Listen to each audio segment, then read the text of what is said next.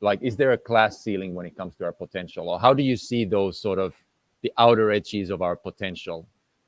What's your thoughts on that? As in, like, are they Well, reachable, or is it something that even we should think about, or in a context of potential? it's a really good question, and sometimes I wonder, does it matter whether there are kind of true boundaries or not?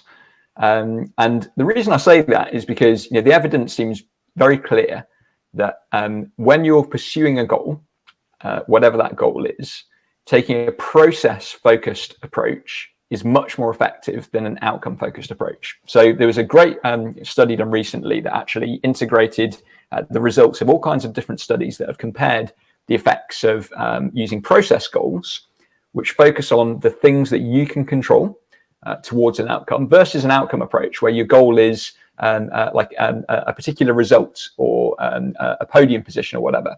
So, for example, if you've got an athlete who says, imagine that they're a cyclist and they say, I want to win the Tour de France, that's an outcome goal.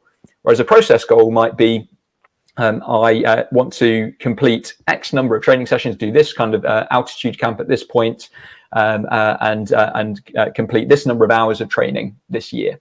And what they found was that the association between process goals and the achievement of the goal was actually 5 times stronger than outcome goals and the achievement of the goal.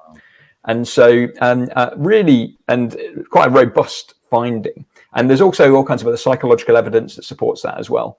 And so it seems clear that if you're trying to achieve your potential, there's not really much point in saying, is there an upper limit on what's possible?